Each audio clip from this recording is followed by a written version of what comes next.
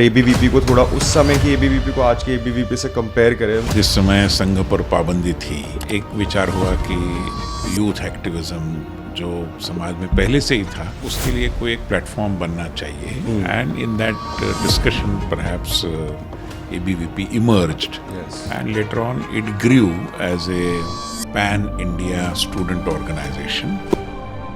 No one in today's day and age wants to be a mentor, and no one wants to be a mentee as well, which I found very, very interesting. Can you elaborate this? Mentor अगर short supply में है तो उसका कारण ये है कि there are no mentees. कोई मेंटी बनने के लिए तैयार नहीं है। उसको सेकंड डे लगता है कि मैं नेता हूँ और वो जयकार करने लगते लोग, आगे पीछे दौड़ने वाले लोग मिल जाते हैं तो उसको लगता है अब मैं काय का मेंटी, मैं तो मेंटर बन गया। लिंग्विस्टिक आइडेंटिटी और रीजनल प्राइड क्या नेशनल इंटेग्रिटी का कभी थ्रेट बन सकती है? Pandit Deendayal Upadhyay, who is on record having said that in a country like India, where we take pride in the diversity, and generally it is said that unity in diversity, while in reality it is the diversity of our unity.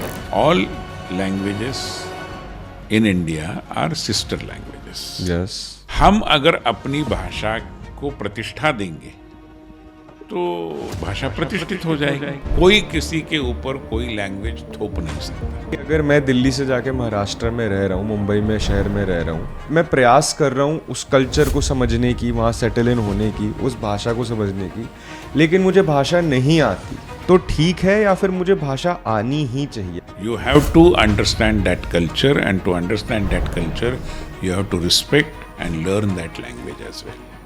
इसमें कोई संदेह नहीं।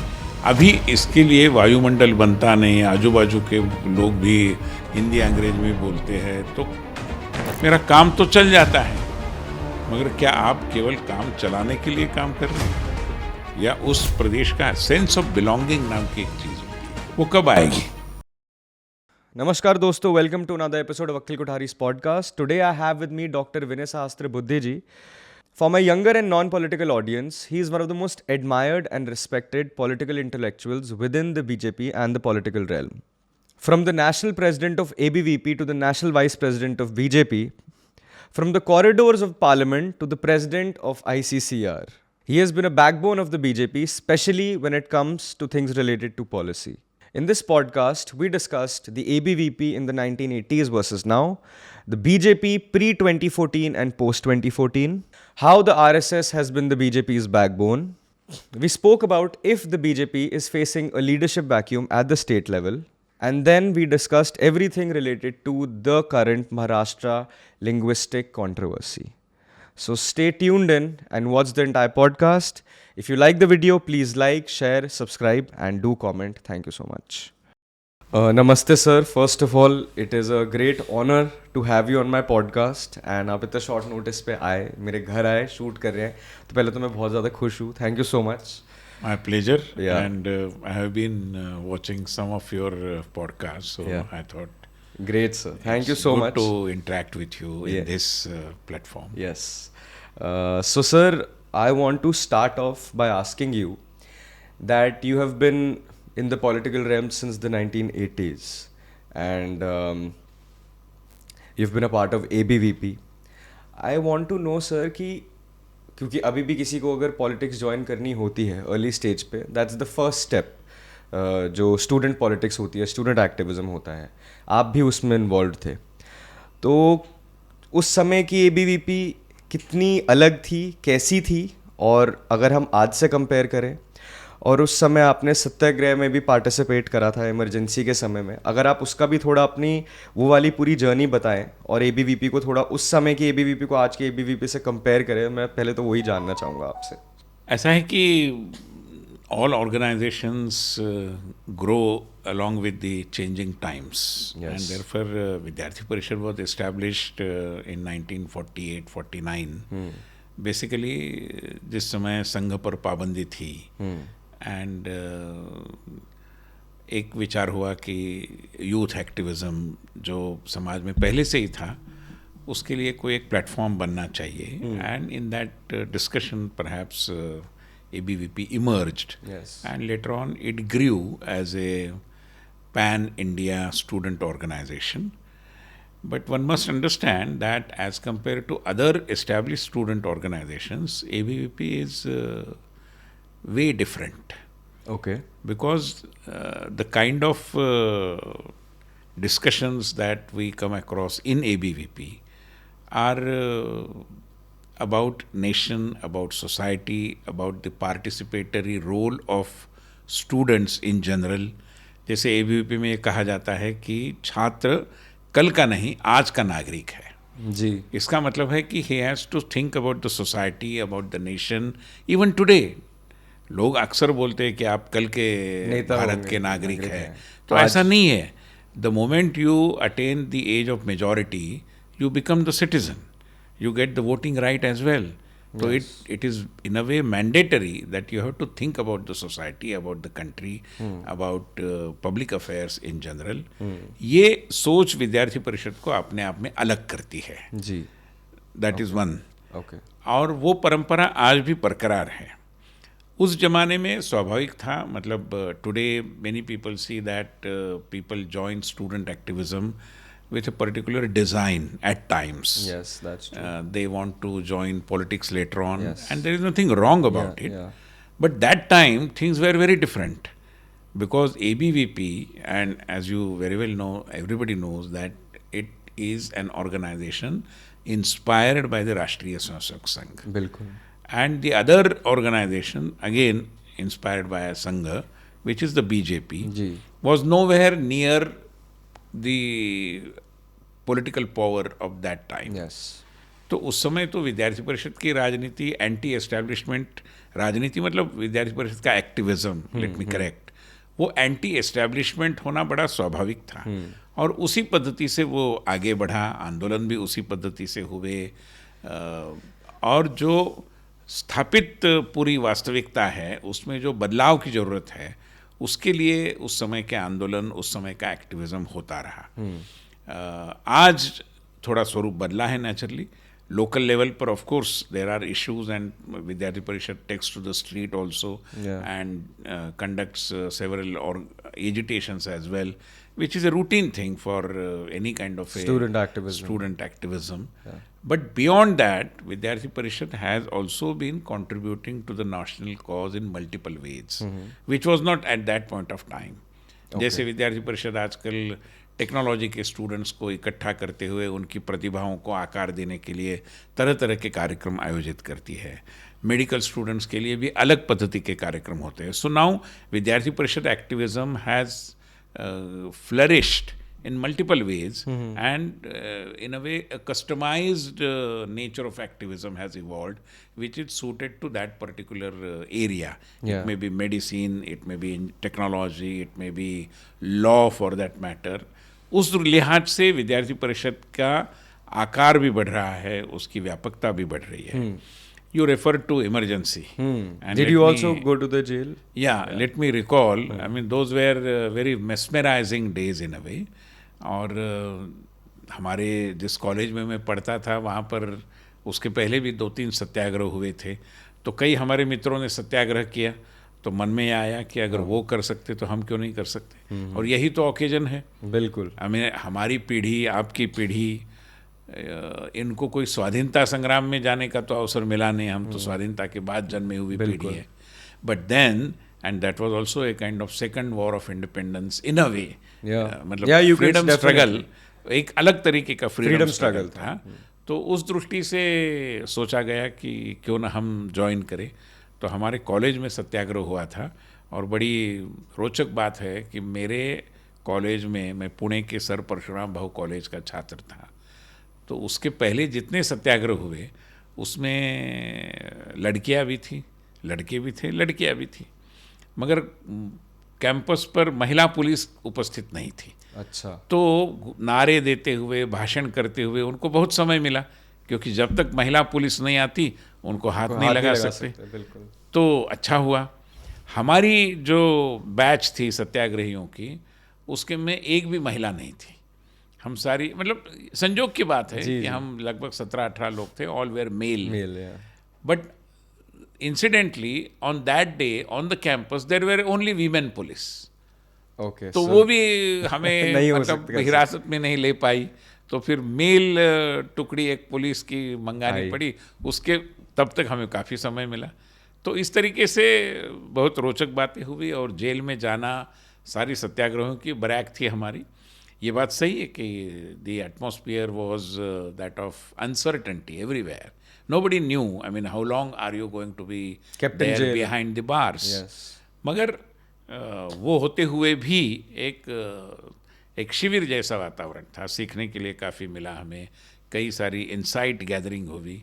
What ever I am today, I can say कि उसका foundation shape शायद येरवड़ा के jail में वाह। जो भी अनुभव हमने पाया उसमें डाला गया। Sir, talking about ABVP and student activism, student politics, जैसे आपने ABVP के अंदर पहले के टाइम में और अब के टाइम में एक चेंज बताया, one thing I want to ask you is because you had been the national president of ABVP, now when the elections happen of any student body, because I live right next to the south campus, तो ऐसा बोलना नहीं चाहिए, लेकिन ना एक डर का माहौल होता है सबके अंदर because of the level of hooliganism that is come in to place somewhere. मतलब वो जो एक लाइन होती है सर, स्टूडेंट एक्टिविज्म और हुलिगनिज्म के बीच में, वो क्रॉस होने लग गई है। It's a show off money power, muscle power, everything combined, and ये पिछले कुछ सालों में मैंने अपने सामने बढ़ता ही देखा है कि ये बढ़ते ही जा रहे हैं, बढ़ते ही जा रहे हैं। How will this be controlled and how, मतलब what is the way out from this, because ये ज़्यादा लंबे समय तक तो सर नहीं चलना चाहिए, ऐसा मुझे लगता है। No, but one must not forget that as compared to the general elections, the student elections are conducted in a much more disciplined manner. और इसका कारण ये है कि सुप्रीम कोर्ट ने एक पुराने चुनाव आयुक्त थे, उनकी अध्यक्षता में एक कमेटी बिठाई थी, और उस कमेटी ने पूरा स्टूडेंट इलेक्शंस कैंपस पर होने वाले कैसे हो इसका पूरा रूल्स बनाए थे। हाँ, आप लिंगडो कमेटी की बात, लिंगडो कमेटी की बात मैं कर रहा हूँ, तो उसी के अनुसार होता है। और अभी दिल्ली यूनिवर्सिटी में शायद जो चुनाव हुए थे, तो उसका रिजल्ट लगाने पर भी न्यायालय ने रोक लगा दी थी, क्योंकि कैंपस बहुत तरीके से गंदा डैमेज हुआ हो था। गया था। तो I think student politics is much more under the microscopic lens coming from the judiciary, and nothing wrong about it. मगर दूसरा ये भी है, देखना चाहिए हमें कि अगर चुनावों में सुधार के अनुसार कोई करने की हिम्मत रखता है, तो मात्र विद्यार्थी परिषद रखती है। बिकॉज मैं ये इसलिए कह रहा हूँ, not just because I belong to ABVP, but right after the emergency in 1978 Vidyarthi Parishad decided to remain away from campus politics for a brief period. in 1978 78 to 1980-81, विद्यार्थी परिषद decidedly remained away from campus elections. Okay. तो विद्यार्थी परिषद इस विषय के साथ पहले से जुड़ी है। विद्यार्थी परिषद shares, as I understand, the concerns that are there all around.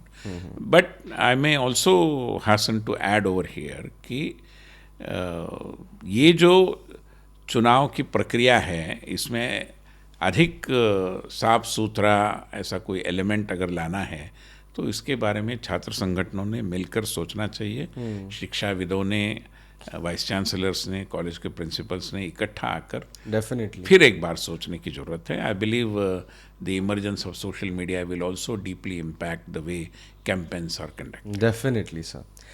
So coming to my next point, we spoke about ABVP. I'd also like to speak about the BJP, for that matter. You have been the national vice president of the party as well. I'd like to know that when you joined BJP, to seeing the BJP in 2014 to seeing it now, I mean, we from the outside see a lot of changes, huge differences in certain aspects of how the party is run, how leaders are elected, how leaders are selected. I want to ask you as an insider, what do you feel that has been changed over the last few years in the party itself in terms of how it generally operates? I mean, I'm sure you also have that thought in your mind. Yeah, of course. I mean, as I said, parties also grow with the times, and changing times impact on the character, the way parties are conducted, and several other factors as well. वो बड़ा स्वाभाविक सा है. जी. मतलब एक जमाना था कि दूर दूर तक पार्टी सत्ता में नहीं थी, और फिर ये माना गया था कि कांग्रेस को हटा के विपक्ष की सरकार केंद्र में तो आ ही नहीं सकती, और आती है तो टिक नहीं सकती. Atal ji demolish this and he ensured that 5 years the government continued without any hindrance as such, जो अपने आप में एक इतिहास था. और उसके बाद अभी हम विगत 11 साल से देख रहे हैं प्रधानमंत्री मोदी जी के नेतृत्व में जिस पद्धति से पार्टी की सरकार, और केवल केंद्र में सरकार नहीं तो विभिन्न राज्यों में सरकारें आई है. जी बिल्कुल. तो 2-3 चीज़ें निश्चित रूप में हो रही है. एक तो ये है कि as compared to the past, we have been able to attract the youth in a much more significant manner, Okay. from all strata of the society. Because people know that BJP has now become a party of governance, Definitely. who is going to be here in the government for many more decades. About that, people are very confident, and therefore those who have some aspirations, they look at BJP as the vehicle to fulfill their aspirations. That is one significant change that has happened. Secondly, having been there in the power not only at center but in multiple states also, continuously for about a decade or so, governance की प्रक्रिया की जो बारीकियां हैं, nuances हैं, उसके प्रति जागरूक रहने वाला पार्टी का एक वर्ग अब स्थापित हो गया है. We were not in power earlier, not in multiple states. Assam में कभी किसी ने सोचा होगा कि बीजेपी की सत्ता आएगी? हरियाणा में, कोई कश्मीर में हम कभी सत्ता में आएंगे, ऐसा किसी ने सोचा नहीं था. तो इस सारी स्थिति के कारण ये हो गया है कि पैन इंडिया आज गवर्नेंस के प्रति not only literate but people who understand the nuances of governance, ऐसे लोगों का एक बहुत बड़ा समूह हमारे पास मनुष्य संपदा, ह्यूमन रिसोर्स के रूप में इकट्ठा हुआ है. That is a significant change that has happened. इसमें मैं पॉलिसी विषयों को भी जोड़ूंगा. कि आज हम देखते हैं कि every third young person wants to make a career in public policy. Definitely. तो पॉलिसी की जो प्राइमेसी है, बहुत बाकी भी कारण होंगे, but one of the reasons is that the prime minister of our country, Narendra Bhai Modi, has always been emphasizing on policy-driven governance. Because when policies are there, in the light of the policy, you have rules and regulations framed, and when there are rules and regulations, naturally discretion के आधार पर निर्णय होने की प्रक्रिया उसको रोक लगती है. तो जो भाई भतीजावाद है, भ्रष्टाचार है, इस पर रोक लगाने की एक मतलब एक अवसर उसका है, वो पॉलिसी ड्रिवन गवर्नेंस से आता है. तो उसका भी बहुत अच्छा परिणाम हमारे पास आ गया है. फिर एक विषय था एक जमाने में कि BJP was considered as a political party belonging to only certain sections of the society, maybe the upper caste and things like that. But people often forget it was Atal Bihari Vajpayee who created a separate department, a ministry for the welfare of the scheduled tribes. It was not there earlier. It was Atal Bihari Vajpayee who created a social justice ministry, which was earlier known as social welfare, and there is a critical difference between the idea of social welfare and social justice. That's true. Even for women and child development, yes. A separate ministry was carved out. That was also during Vajpayee's time? Oh. Even donor ministry. Department of North East region. Oh, okay. So, basically, जितने भी सारे marginalized sections हैं, उनके लिए काम करना, ये हमारे एजेंडे पे पहले से था. अभी भी मोदी जी की सरकार के समय ओबीसी के लिए एक स्वतंत्र आयोग बना, ईबीसी के लिए एक आरक्षण मिला. तो ये हम पहले से करते आए, बावजूद इसके गलत धारणाएं फैलाई गई और वो स्थापित भी हो गई लोगों के मस्तिष्क में. But now the change that I am seeing, that perhaps we have the largest number of members of parliament coming from the scheduled caste, scheduled tribe communities. Yes. The number of women member of parliament or legislatures is also very significant. Not only that, ours is the only party which also takes care of the nomadic tribes, जिनको हम घुमंतु प्रजातियां बोलते हैं. तो उसके लिए भी आयोग बनाने का काम मोदी जी के सरकार के अंदर हुआ है। तो ये एक सिग्निफिकेंट चेंज हुआ है। हमारा सोशल जो भी बेस है वो बड़ा विस्तृत हो गया है। गवर्नेंस के बारे में एक आकलन बना है और युवाओं के एस्पिरेशन का केंद्र भारतीय जनता पार्टी बनी। सर अभी आपने जो सेकंड पॉइंट बोला था, पॉलिसी की बात करी थी, इस पे मैं एक अपना बात रखना चाहूँगा सर कि policy, because you also work a lot in policy with the government, policy बनती है, पॉलिसी इम्प्लीमेंट होना भी शुरू होती है, कहीं ना कहीं ऐसा लगता है sir, because I come from a business family background, I also work in a lot of clusters जहाँ के लिए पॉलिसीज़ बहुत ज़्यादा बनाई जाती है। मैं ये नहीं कह रहा हूँ कि बीजेपी गवर्नमेंट की पॉलिसीज़ नहीं पहुँची है, बहुत फ़ायदा हुआ है, पूरे देश में हर जगह फ़ायदा हुआ है, फिर भी if I talk purely just from a business point of view and not policies which are being delivered, जो last mile delivery कहा जाता है to the most needy people of the society, कहीं ना कहीं सर जो challenges और वो जो nuances जो पहले थे, मेरे फादर हमेशा कहते हैं बेटा तुमने हमारा ज़माना नहीं देखा, तब क्या दिक्कतें होती थी, तुम इतने प्रिविलेज्ड हो और तुम इसको भी प्रॉब्लम बता रहे हो। तो I get his point also, I get his take also, but मैं तो आज की बात करूंगा ना सर, जैसे आपने बोला आज भी कहीं ना कहीं, अब आप इसको एक ब्यूरोक्रेटिक प्रॉब्लम कह लो, इम्प्लीमेंटेशन उसकी वजह से ढंग से नहीं हो पाती उसकी प्रॉब्लम कह लो, but a lot of the policies and the ease of doing business for example जिसकी सरकार बात करती है, on ground I feel the reality is a little bit different. Now I would want your take on this as well because I spoke to Mr. Sanjeev Sanyal on this same topic, और उन्होंने कहा था कि हर चीज़ इतनी आसानी से नहीं हो सकती, ये इतनी ज़्यादा कॉम्प्लेक्स प्रॉब्लम्स है कि अगर आपको लगता है कि ये 1 साल में 2 साल में 3 साल में ठीक हो जाएगी, ये रस्ट जंग लगा हुआ है और उसको निकालने में बहुत समय लगता है।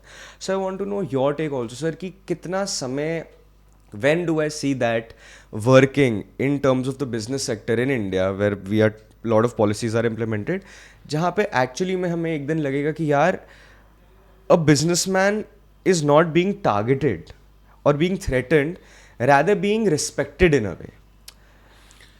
Well, I think already the change at the apex level has happened and it is trickling down.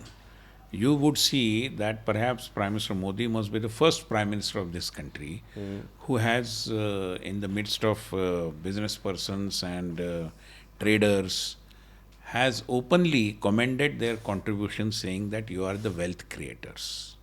Yes. And we respect wealth creation.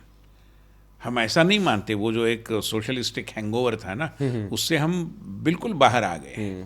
दुर्भाग्यवश अन्य राजनीतिक दलों को ये संभव नहीं हो पाया। बिल्कुल हमें कोई दिक्कत नहीं है, because we respect wealth creation. और उसी दृष्टि से प्राइम मिनिस्टर मोदी हमेशा ईज ऑफ डूइंग बिजनेस ही नहीं, ईज ऑफ लिविंग तक जाते हैं कि बिजनेस वो तो एक है ही, महत्वपूर्ण है, मगर कुल मिलाकर जीवन जीने की सुकरता, सुलभता, इस पर वो बल देते हैं। तो उस दृष्टि से देखे तो मुझे लगता है कि बहुत सारे परिवर्तन हुए हैं और होने भी जा रहे हैं। अभी देखिए बैंकिंग अफेयर्स में या टैक्सेशन में, परसों मैं एक जीएसटी कमिश्नर से बात कर रहा था, everything has now become faceless. या बिल्कुल, तो जितना इस तरीके का वायुमंडल बनता जाए उतनी ऑब्जेक्टिविटी बढ़ेगी, उतनी रिश्वतखोरी कम होगी, उतना भाई भतीजावाद निश्चित रूप में कम होगा। तो इस दिशा में प्रयास हो। अभी इसकी आदत नहीं थी, हमारी ब्यूरोक्रेसी को भी आदत नहीं थी। कई बार हमारे व्यापारी और उद्यमियों की भी आदत नहीं थी। बिल्कुल सही बात तो है उनको लगता था अरे पहला तो अच्छा था, हम थोड़ा सेटल कर लेते थे, मैनेज कर लेते, and you know all these terminologies, but now it is not. Now there could be a section where a genuine case also may not be elaborately heard at a particular level because of the faceless character of the transactions between the taxpayers and the tax collectors at some point of time. संभव है, मैं उसको नकारता नहीं हूँ, मगर आज उस दिशा में एक सोच बनी है और बड़े ताकत से कदम उठाए जा रहे हैं। जवाबदेही बढ़ी है, कहीं भी आप जाइए तो रिस्पॉन्सिबिलिटी, जवाबदेही। अभी एक ज़माना था, लोग बोलते थे 2014 के पहले कि यहाँ विशेष रूप में जाड़े के समय में IAS अधिकारी भी गोल्फ खेलने के लिए चले जाते थे और दफ्तर में 12 बजे तक आते थे। बिल्कुल। अब ऐसा वातावरण नहीं है, एवरीबडी इज मेड आंसरेबल। बिल्कुल, तो पंक्चुअलिटी अकाउंटेबिलिटी बढ़ी है, ट्रांसपेरेंसी बढ़ी है। तो इसका प्रतिशत, मतलब जो परिवर्तन आप देखना चाहते हैं वो धीरे धीरे आ रहा है। And I tend to agree with Sanjeev Sanyal that it will take a quite considerably long time to ensure that all these transformations really reach at the ground level. क्योंकि मानसिकता में अंतर है। अभी आप जाइए लाल बहादुर शास्त्री एकेडमी में मसूरी में, the kind of training that is being imparted to the IAS, IRS and other officials is now significantly different from the training given earlier. मगर जो अर्लियर ट्रेन हुए हैं वही तो आज है ना। बिल्कुल, उनको हम हटा नहीं सकते, वो तो नहीं कर सकते, एकदम से भी नहीं बोल सकते चेंज। तो इसलिए प्रोग्रेसिवली इन चीज़ों में निश्चित रूप में सुधार आ रहा है। But here is a government that is keen on delivering, और ये जो डिलीवरेंस ऑफ डेवलपमेंट है, deliverance of in a way development democracy है, वो मैं मानता हूँ कि इसके पहले कभी नहीं हुआ था। अच्छा, इसके पहले कभी मैंने ऐसा प्रधानमंत्री देखा नहीं जिसने लाल किले की प्राचीर से ये कहा हो कि हमारे एक भी सरकारी स्कूल में बच्चियों के लिए अलग वॉशरूम, अलग टॉयलेट न हो, ऐसी स्थिति नहीं रहेगी और 1 साल में हम ये करके दिखाएंगे। And he announced it in 2016 and by 2017 it was there. Yeah, implementation is definitely बिल्कुल, and that is the no key. doubt.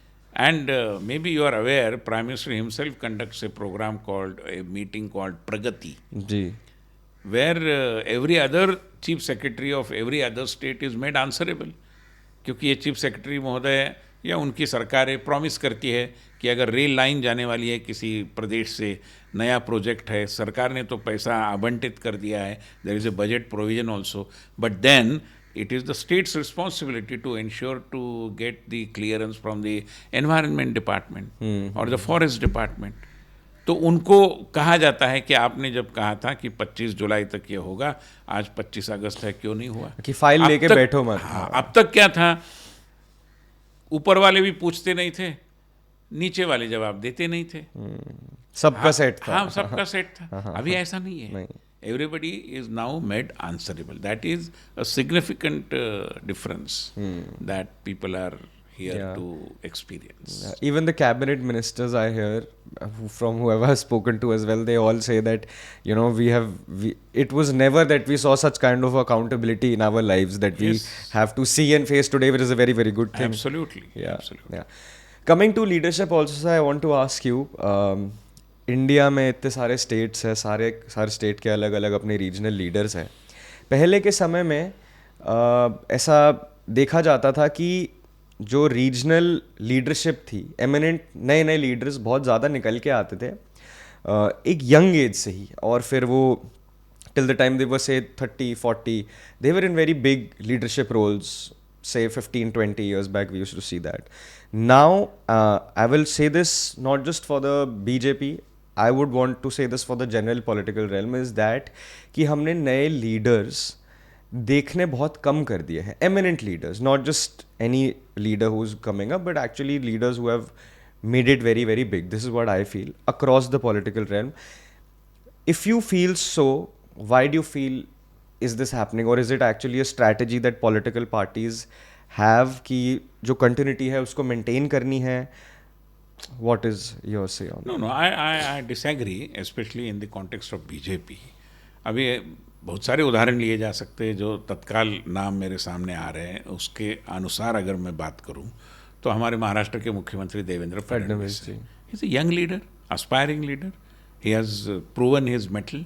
Rajyavardhan Rathore जी केंद्र में भी काम अच्छा कर रहे थे, अभी राजस्थान में मंत्री के नाते काम कर रहे हैं जी। हमारे केशव प्रसाद मौर्य जी, तो वो भी तो एक दृष्टि से नई पीढ़ी के ही प्रतिनिधि हैं, वो भी बढ़िया काम कर रहे हैं वहाँ पर। तो ऐसे बहुत सारे नेताओं के नाम मैं गिन सकता हूँ कि जिन्होंने मतलब राजनीति में उम्र का हिसाब युवावस्था का भी मैं मानता हूँ कि ऐसा नहीं होता कि केवल 35 के पहले वाले युवा है, Even below 60 is considered to be a yuva. Yeah, definitely. For that matter, because politics is very demanding. Yeah. It takes a lot from you and it takes a lot of years from you. I disagree with that. अब बाकी दलों की बात अलग है.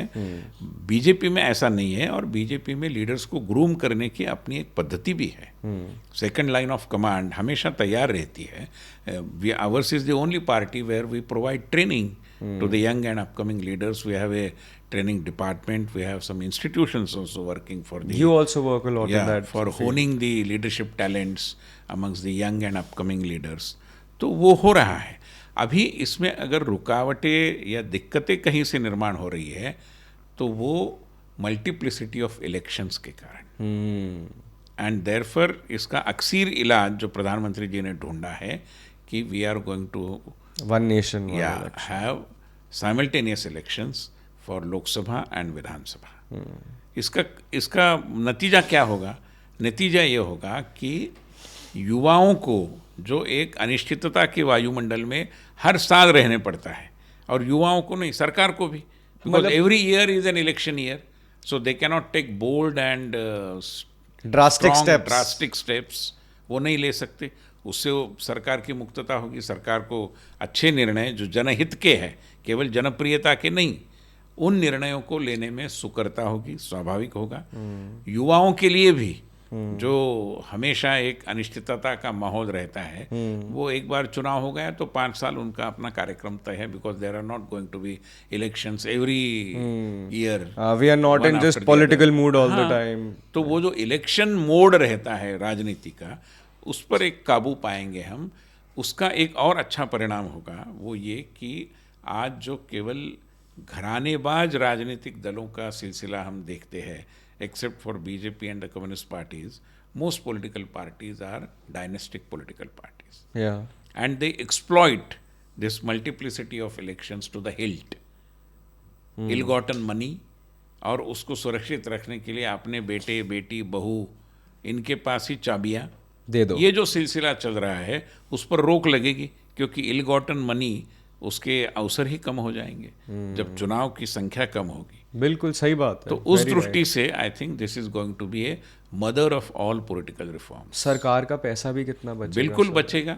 Election में जो मनुष्य संपदा काम में आती है, एक बूथ के पीछे लगभग 20-25 लोगों को काम करना पड़ता है, and that too some week, मतलब चुनाव इलेक्शन वोटिंग के पहले 2-3 दिन, बाद में 2-3 दिन. तो इससे छुटकारा मिलेगा. सर, आपने कल एक बड़ी इंटरेस्टिंग चीज़, परसों when I came to meet, we had a discussion, आपने एक लाइन बोली थी जो मेरे दिमाग में रह गई. आपने कहा था कि Akhil, no one in today's day and age wants to be a mentor and no one wants to be a mentee as well, which I found very very interesting. Can you elaborate this more, because you trained so many leaders, so many politicians. This coming from you says a lot. So I want to understand if you could just elaborate this a little bit. Well, my observation is not confined to politics. In society in general, the kind of relationship dynamics that we are witnessing today, तो ये हो रहा है कि हमारे संबंधों की जो प्रगाढ़ता थी, जो एक प्रोफाउंडनेस था हम मनुष्य संबंधों, इंटरपर्सनल रिलेशंस का, that is withering away, and बहुत ट्रांजैक्शनल रिलेशनशिप हो गई है. ये सोसाइटी में है, and politics is a part of society. जी. तो पॉलिटिक्स में भी उसका असर मिलेगा. अभी कोई भी नेता मेंटर तब बन सकता है जब he would look beyond his own political career for the next 5 years, 10 years down the line. Yes. Then only he can become a successful mentor. मगर जैसे मैंने उस दिन भी कहा था कि मेंटर अगर शॉर्ट सप्लाई में है तो उसका कारण यह है कि देयर आर नो मेंटीज. कोई मेंटी बनने के लिए तैयार नहीं है. उसको सेकंड डे लगता है कि मैं नेता हूं और वो जयकार करने लगते लोग, आगे पीछे दौड़ने वाले लोग मिल जाते हैं, तो उसको लगता है अब मैं काय का मेंटी, मैं तो मेंटर बन गया. सही बात है sir. While he doesn't know even the M of mentorship for that matter. Yeah, that's very तो ये सामाजिक समस्या है, but of course it has its impact on party organizations as well. And here again I believe multiplicity of elections keep every politician extremely busy. Always on tenter hooks. वो नहीं होगा. जब चुनावों की संख्या सीमित रहेगी तो a politician will be able to devote a good amount of time for his own development, for research, for study, for understanding a particular subject, for grooming the young and upcoming leaders. आज उसके पास समय ही नहीं है. Yeah. Sir, my last question before we move on specifically to what's going on in Maharashtra right now. Before that, I want to ask you a question about the Rashtriya Swayamsevak Sangh. I have also been a part of RSS since 2014, and it has shaped my life in ways that even I didn't imagine it would, especially when it comes to discipline. In 2024, before the elections, we had heard a statement from the BJP president in regards to the Sangh, which people thought is in regards to the Sangh. Can we talk about this? Yeah, I mean, our party leaders have at umpteen number of times explained this. Yeah. I believe there is absolutely no misunderstanding about anything. Yeah. Many people say a particular statement with a particular context. Yeah. And that context will have to be taken into consideration.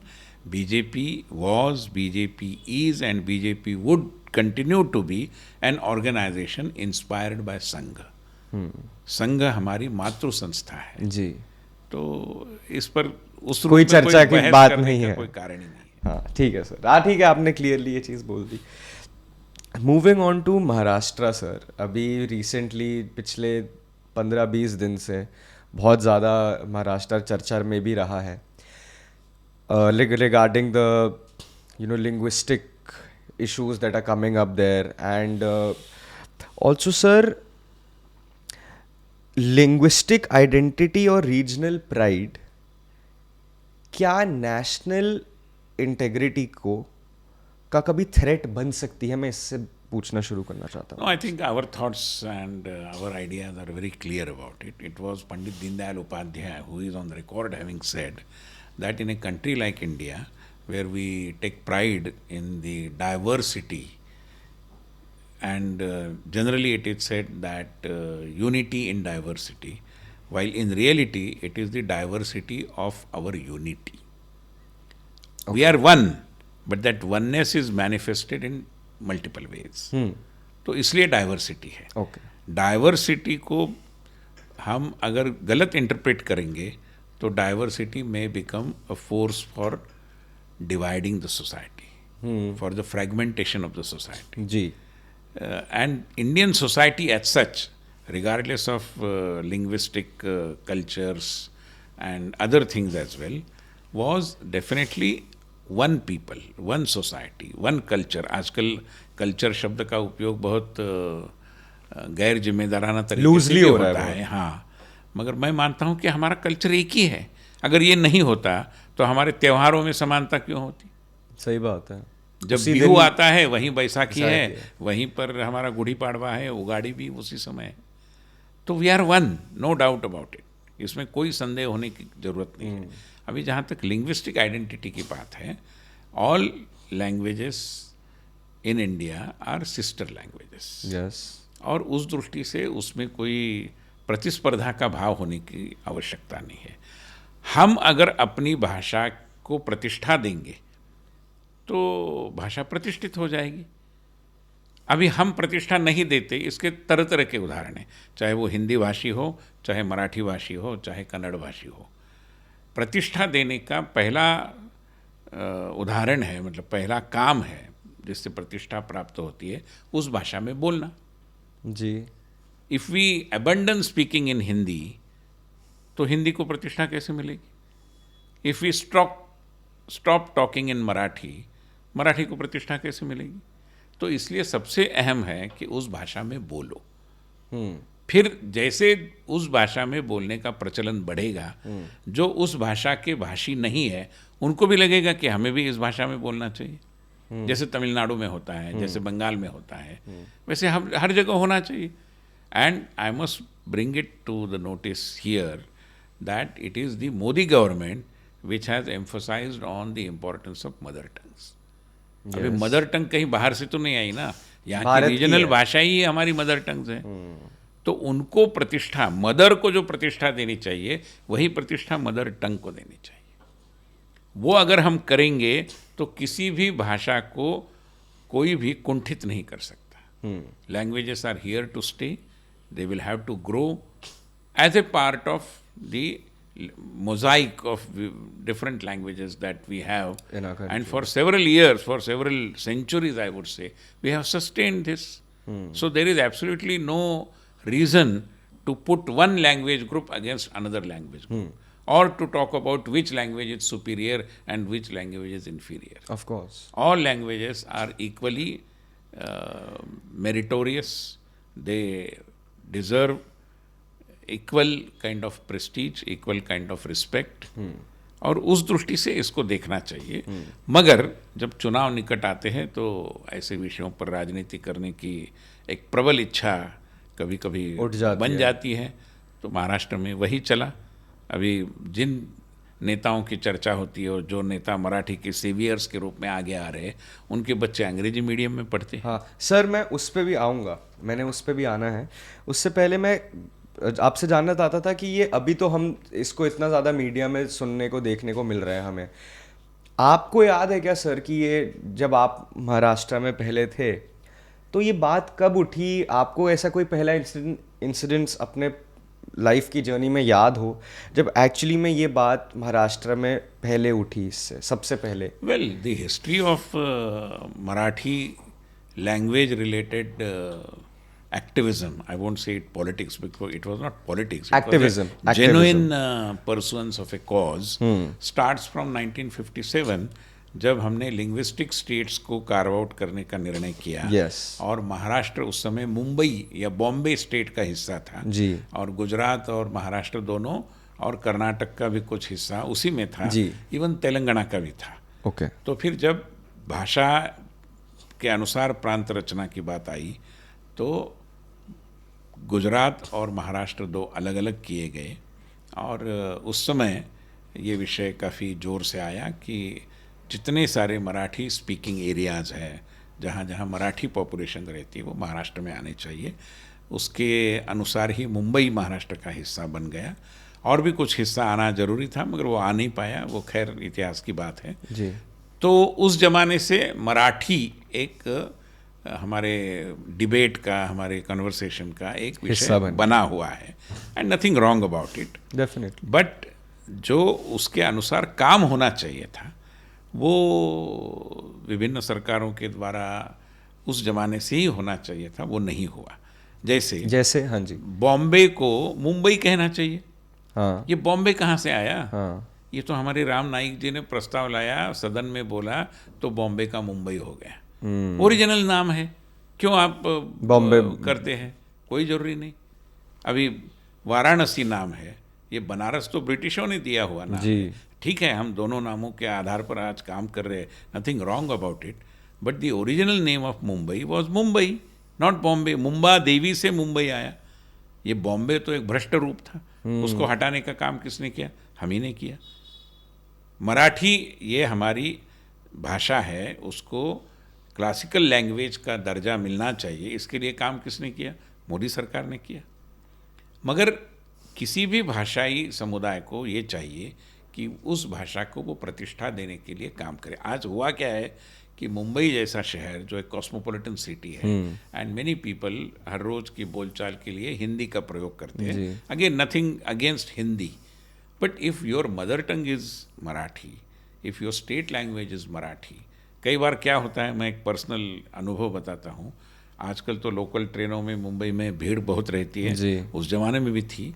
बावजूद इसके अगर आप local train के किसी compartment में बैठकर seat मिलना, उसके लिए थोड़ा स्टार्स अच्छे होने होते हैं, मगर मान लीजिए वो मिल गई और सामने बैठा हुआ मराठी व्यक्ति है, he is reading a Marathi newspaper जी, and you are desperate to get it also for you and read couple of pages of that same newspaper, तो यू वेट कि इसका जब ख़त्म होगा तब मैं उसको कहूँगा कि ज़रा मैं पढ़ सकता हूँ, which is a normal thing, कोई उसमें बहुत बड़ा नहीं है। But then when the person reading a Marathi newspaper, naturally he is a Maharashtrian, he knows Marathi, आप मराठी है, दोनों मराठी है, पेपर जो पढ़ रहा है वो भी मराठी है, मगर आप मांगते समय माला पेपर देता का विच इज़ द मराठी, या कि मुझे पेपर उसमें नहीं बोलेंगे आप कहेंगे जरा पेपर देते हैं।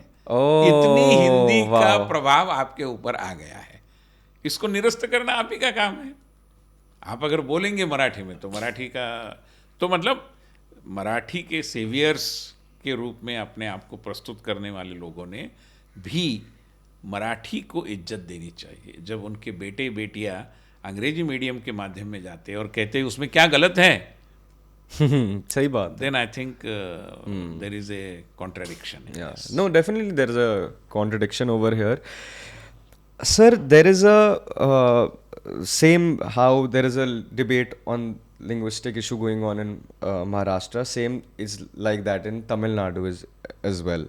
I want to know, are the two debates similar or they are different? If different, how are they different?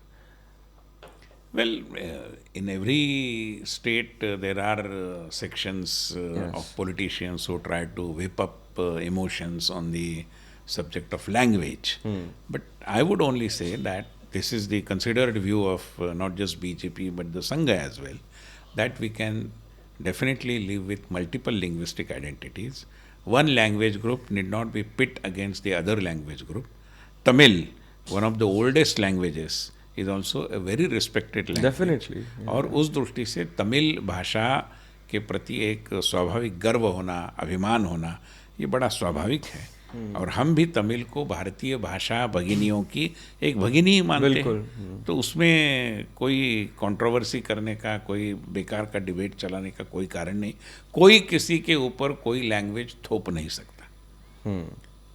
तो सर, जो महाराष्ट्र में या मुंबई में, पुणे में, हर जगह, अब मैं पॉलिटिकल साइड ऑफ थिंग्स पे आऊँगा कि जहाँ हम ठाकरेज की बात करते हैं, राज ठाकरे, उद्धव ठाकरे, एक तरीके की हम अगर दिल्ली में बैठ के देखें, हमें तो पूरी की पूरी प्योर एंड प्योर गुंडागर्दी लगती है, दिखती है, वही समझ आती है कि वही बात है कि, और मैंने ऐसा सुना भी था, किसी किताब में लिखा हुआ था कि एक्चुअली ठाकरेस के खुद के roots are from Bihar, if I am not wrong. ऐसा कहीं सुनने में मुझे आया था। उसके बावजूद एक एंटी बिहारी मूवमेंट भी वहाँ पे रही है और गुंडागर्दी भी रही है। जैसे आपने कहा कि कोई भी भाषा बोले, सब हमारी सिस्टर लैंग्वेजेस है, सब एक ही जगह से डिराइव हुई है, हम सबको एक दूसरे की इज्जत करनी चाहिए। बट जहाँ पे ऐसी चीज़ें आ जाती हैं, जहाँ पे थोपी जाए कोई चीज़ किसी के ऊपर, तो वो तो फिर कोई भी एक्सेप्ट नहीं करेगा सर उसको। तो उस चीज़ को कैसे ठीक करना है? क्योंकि जब भी इलेक्शन आ रहे होते हैं, वो कहते हैं ना कि दिया जब बुझ रहा होता है उससे पहले वो भपकता है। तो ठाकरेस का किसी तरीके से उसी तरीके का हाल देखने को मिलता है, but that creates a lot of divide amongst people. ये the only way to overcome this challenge is कि आप जिस भी प्रदेश में रह रहे हो, अगर आप मध्य प्रदेश से जाकर कर्नाटक में रहे हो या उड़ीसा से जाकर गुजरात में रह रहे हो, तो आपने उस प्रदेश की भाषा सीखने का, उसको सम्मान देने का प्रयास करना चाहिए, पूरा प्रयास करना, प्रामाणिकता से प्रयास करना चाहिए। ठीक, उस भाषा का सम्मान आपके व्यवहार में से झलकना चाहिए।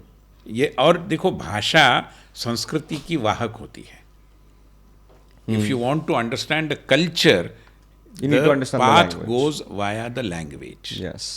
शेक्सपियर के नाटक में वो एक वाक्य है, the lady protest too much, Hamlet में। तो उसके लिए आपको हेमलेट का मतलब, ये अभी मुहावरा बन गया है। लोग बोलते हैं कि इन्होंने बहुत ज़्यादा बेवजह गुस्सा किया क्योंकि उनका अपना ही उसमें कुछ अपराध था। तो अपराध के बारे में थोड़ा ज़्यादा बोलना, किसी को अपराधी कहते हुए अपने अपराध को ढकने के लिए, उसका अर्थ हो गया the lady protest too much. Okay. अभी मान लीजिए कल टाइम्स ऑफ इंडिया है, इंडियन एक्सप्रेस इस मुहावरे को एडिटोरियल में यूज़ करता है। तो जिसने शेक्सपियर पढ़ा नहीं है, जिसने शेक्सपियर के हेमलेट में जो भी एक कथा वस्तु है उसका आगा आता पता जिसको नहीं है, उससे जुड़े हुए इतिहास के कुछ संदर्भ उसको पता नहीं है, तो वो देखता रहेगा, सोचता रहेगा कि ये लेडी कौन है। तो ये मुहावरा समझने के लिए आपको ब्रिटेन का इतिहास, शेक्सपियर का इतिहास, ये सब पता होना चाहिए।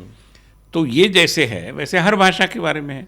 सो you have to understand the culture, and to understand the culture you have to understand, learn and use that language. That goes without any question, इसमें कोई संदेह होने के कारण नहीं है, ये आपको करना ही पड़ेगा। दूसरा उसका पक्ष ये है कि लोग इस प्रक्रिया में तत्काल नहीं आ सकते। लैंग्वेज को सीखने के लिए, उसके साथ मित्रता बनाने के लिए एक वायुमंडल भी जरूरी होता है, वो क्रिएट करना, उनको सीखने के लिए अवसर प्रदान करना, उनको ये ध्यान में आना कि अगर मैं ये भाषा यहाँ पर न सीखूं तो मेरा यहाँ पर अस्तित्व नहीं टिक पाएगा। इसके लिए भी आपको सकारात्मक प्रयास करने चाहिए। और ये जो हमारे एक नेता ने भी वर्णन किया कि जैसे पहलगाम में उनको उनका मजहब पूछकर गोली मार दी गई, उसी तरीके से यहाँ पर भाषा को पूछकर भाषाई ज्ञान है या नहीं इसका आकलन बनाते हुए अगर हाथापाई पर लोग आ रहे हैं तो वो गलती है। तो सर आपका ये कहना है कि अगर मैं दिल्ली से जाके महाराष्ट्र में रह रहा हूँ, मुंबई में शहर में रह रहा हूँ, और मेरे को मैं प्रयास कर रहा हूँ उस कल्चर को समझने की, वहाँ सेटल इन होने की, उस भाषा को समझने की, लेकिन मुझे भाषा नहीं आती, तो ठीक है या फिर मुझे भाषा आनी ही चाहिए? अगेन कमेंट, क्योंकि आपने कहा कि आपको पूरा प्रयास करना चाहिए। अब मैंने पूरा प्रयास करा, लेकिन मैं देख रहा हूँ आसपास सभी अंग्रेजी में बात कर रहे हैं। एटलीस्ट जिन लोग के साथ मैं वहाँ उठ बैठ रहा हूँ सब अंग्रेजी में ही बात कर रहे हैं या हिंदी में बात कर रहे हैं। तो फिर वो एक अगेन डाउट क्रिएट हो जाता है कि क्या मेरे को जाननी ज़रूरी है, या मैं जब सभी यहाँ पे ऐसे तो मैं भी फिर ऐसी बात करूँगा। इसलिए जानना आपके हित में है। It is in your interest to understand, to learn that language. That goes with, I mean, it's a crystal clear truth. Okay. You have to understand that culture, and to understand that culture, you have to respect and learn that language as well. इसमें कोई संदेह नहीं। अभी इसके लिए वायुमंडल बनता नहीं, आजू बाजू के लोग भी हिंदी अंग्रेज में बोलते हैं, तो मेरा काम तो चल जाता है। मगर क्या आप केवल काम चलाने के लिए काम कर रहे हैं, या उस प्रदेश का सेंस ऑफ बिलोंगिंग नाम की एक चीज़ होती है, वो कब आएगी? जब आप उस भाषा को बोलेंगे तब आएगी। समझ गया। आप मेहमान नहीं रहेंगे वहाँ पर, और रहना भी नहीं चाहिए। हाँ, बिल्कुल बिल्कुल बिल्कुल। आपको आइडेंटिफाई होना चाहिए, और वो आइडेंटिफिकेशन का रास्ता, देखो जो इंटीग्रेशन की प्रक्रिया होती है सामाजिक एकता की, उसका रास्ता भी सांस्कृतिक एकता से जाता है। जी जी जी जी जी। और इसलिए जो सेंसिबिलिटीज होती है, छोटी छोटी होती है, इनको आपको ध्यान में रखना चाहिए। और उस दृष्टि से आपको भाषा सीखना आपके हित में है। So you I get your point now कि ऑफ कोर्स इसका प्रयास, सीखने का प्रयास करना चाहिए, but on the other hand जो उस स्टेट के लोग हैं, जो वहाँ के कल्चर के लोग हैं, दे शुड ऑल्सो नो, मतलब उनको भी भेदभाव नहीं करना चाहिए। ऑफ कोर्स नहीं करना चाहिए। जैसे हम कर्नाटका में भी देखते हैं कि आपको टैक्सी ड्राइवर को हिंदी नहीं आती, तो वो तो मैंने कहा ही, समझ गया। But then your demonstrable efforts require to come to the fore. Clear, understood. आप चाहे शुद्ध मराठी न बोल पाए, टूटी फूटी बोलिए, कोई दिक्कत नहीं, बोलने का प्रयास तो करिए। बिल्कुल। सबसे फनी तो था सर जो प्रियंका चतुर्वेदी मराठी नहीं बोल पा रही थी। वो तो है ही, वो तो बहुत ही फनी। इस पर कोई टिप्पणी करने की जरूरत ही नहीं है। मराठी का झंडा लिए हुए लोग अपने बेटा बेटी को मराठी न पढ़ा, मतलब मराठी माध्यम के विद्यालयों में नहीं डालते, और कई बार राज्यसभा के, विधान परिषद के टिकट उन लोगों को दे देते हैं जो मराठी का कुछ नहीं जानते ही नहीं। सही बात है। Okay sir, coming to my last question, फिर मैं आपको फ्री कर दूंगा। मैं बॉम्बे जाता रहता हूँ काफ़ी, सॉरी मैं मुंबई जाता रहता हूँ काफ़ी, अभी भी जा रहा हूँ 17-18 तारीख को, सॉरी माय बैड, मुंबई बोलता हूँ मैं, गलती से निकल गया। तो वहाँ पे जाके सर एक मीम कल्चर है इंस्टाग्राम पे, यूट्यूब पे, कि सब मीम्स बना रहे होते हैं मुंबई की, BMC की, कि घर से बाहर निकलो तो सिर्फ सड़कें ही खुदी पड़ी है, गड्ढे खुदे पड़े हैं, एक लाइन बिछाते हैं, उनको याद आता है अरे दूसरी लाइन रह गई, दोबारा खोदते हैं, दोबारा उसको भरते हैं, दोबारा फिल करते हैं, ट्रैफिक का बुरा हाल है, ये बुरा हाल है। मतलब people are continuously only making memes about Mumbai and BMC. And to a certain extent, sir, I also go there at least once every 3 months. I also personally face this problem. Now, हमारी सबसे बड़ी metropolitan city है वो, हमारी financial capital है वो, कितने बड़े बड़े वहाँ पे बिजनेसमैन लोग, कितने सारे लोग वहाँ रहते हैं, पूरी कम्युनिटी है, कोई भी टूरिस्ट इंडिया आता है वो मुंबई जाता ही जाता है। क्या समाधान है सर इस शहर का, कि कब तक इस तरीके के मीम्स हम सोशल मीडिया पे एक मेट्रोपॉलिटन शहर को देखते ही रहेंगे? बहुत सारे एलिगेशंस भी लगते हैं बीएमसी पे कि उनका इतना बजट है, वो काम नहीं करते, ये नहीं करती, वो नहीं करते. तो I want to know from your side of what is the truth, what should we expect in the future, because of course we all have high hopes from the government, but we need to see that on ground as well. See, I believe you need not single out Mumbai. Yeah. हमारे सारे metropolitan cities एक challenges का सामना कर Delhi same है sir, Delhi का भी बुरा तो हाल दिल्ली हो, कोलकाता हो, चेन्नई हो. चेन्नई में भी आज से 10 साल पहले इतनी प्रचंड बाढ़ आई थी जिसमें लोगों की जाने गई. कोलकाता का हाल कोई बहुत बढ़िया है ऐसा मैं नहीं कह पाऊंगा. तो ये हो रहा है. It's a legacy issue. ये पुरानी सरकारों ने समय रहते जो करना चाहिए तो वो किया नहीं. तो मतलब बहुत सारे लोग महानगरों की तरफ बढ़ते गए. कृषि विकास नहीं हुआ, वो भी एक कारण है. रोजगार की अनुपलब्धता, ये भी एक कारण है. मगर अगर मैं मुंबई की स्पेसिफिक बात करूँ तो I think under the leadership of Chief Minister Devendra Fadnavis and with every support coming from Prime Minister Narendra Modi, Mumbai का जो भविष्य है वो निश्चित रूप में सुनहरा है. आप देख सकते हैं कि मुंबई में पूरा या मतलब चारों दिशाओं में एक मेट्रो का पूरा नेटवर्क का जाल फैल रहा है. अभी कुछ ही महीनों का आपको प्रतीक्षा करने का समय है कि नया एयरपोर्ट भी, इंटरनेशनल एयरपोर्ट मुंबई का बन जाएगा. जो कोस्टल रोड है, कभी किसी ने कल्पना नहीं की होगी कि दादर से हम नरीमन पॉइंट तक मात्र आधे घंटे में पहुंच पाएंगे. आज हम पहुंच रहे हैं. तो परिवर्तन हो रहा है. ट्रैफिक तो बेटर हुआ है, निश्चित रूप में हुआ है, हो भी रहा है. मुंबई की ट्रैफिक वैसे भी एक डिसिप्लिन ट्रैफिक है, दिल्ली की ट्रैफिक की तरह. Many more cities, I won't take names, but No, I will, sir. compared to many more cities, Delhi, I mean Mumbai traffic is much more disciplined. तो ये हो रहा है. But as I said, there are challenges, and the challenges are not the making of the current dispensation at the center or in the state. वो पहले से है. हम कोई ठीकरा किसी के ऊपर फोड़ने वाले लोग नहीं हैं. हम समस्याओं का समाधान ढूंढने वाले लोग हैं. I am sure Mumbai will become a city of global standards in few years from now. Sir, last thing, you have, as we spoke before on the podcast, you've mentored many political thinkers, leaders across the horizon. If there is anything that you want to say to anyone who is watching and who wants to join politics in the future, अगर आप 2-3 लाइनें कहना चाहो कि क्या करना पड़ता है, कितना संघर्ष करना पड़ता है, क्या आपकी एडवाइस रहेगी इस चीज़ को लेके? देखिए, हमारे भी कई नेताओं ने युवाओं को जो संदेश देने की कोशिश की है उसी को मैं दोहराऊंगा जी, कि राजनीति में एक सेंस ऑफ पर्पस होना बहुत ज़रूरी है. जी.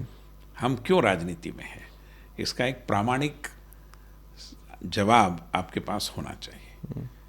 केवल मेरे पास समय है, मेरे पास पैसा है, या मेरे पास पैसा नहीं है इसलिए मैं राजनीति में आऊँ, इससे अधिक गलत धारणा नहीं हो सकती. बिल्कुल. पहले अपना घर, कारोबार, नौकरी जो भी है वो ठीक करो, और फिर अपने आप को सन्नद्ध करते हुए, प्रिपेयर करते हुए राजनीति में आओ. और फिर राजनीति बड़ी डिमांडिंग है, इसका ध्यान रखो. राजनीति भी at times very unpredictable and cruel है, इसका भी ध्यान रखो. राजनीति में जो ऊपरी आकर्षकता है वो अंदर जाकर उतनी आकर्षकता नहीं है, इसका भी एहसास आपके मन में आपको ज़रूर रहना चाहिए. बावजूद इसके मैं I would hasten to add, this is not to kind of make people look at politics as a very scary kind of sphere of public life. Not like that. But yes, there are challenges which are different from other spheres of public life in a way. But I must say that if at all there is a dearth of good, well-meaning, honest, young politicians, it is in politics. Yeah. Young leaders, I mean, it is in politics. तो राजनीति में ऐसे प्रतिभाशाली, क्षमतावान, प्रामाणिक और सही इरादों पर काम करने वाले युवाओं की बहुत ज़्यादा ज़रूरत है। भारत का जनतंत्र ऐसे युवाओं के लिए पलक पावड़े बिछाने के लिए तैयार है। क्या बात है सर। चलिए सर, अपना समय देने के लिए बहुत बहुत धन्यवाद। बहुत सारी आज हमने बातें करी। आई होप जो लोग देखें, जो हमने सारे डिस्कशंस करे उसको ढंग से डिटेल में समझे, कोई कंट्रोवर्सी ना बनाए इन चीज़ों को लेके, और एकजुट रहे, हमेशा एकता के साथ रहे हमारे भारत देश में। और thank you so much sir again for coming on the बहुत पॉडकास्ट। इट धन्यवाद। Means a lot. आपको भी बहुत और भारत माता की जय। Thank you so much sir. Thank you.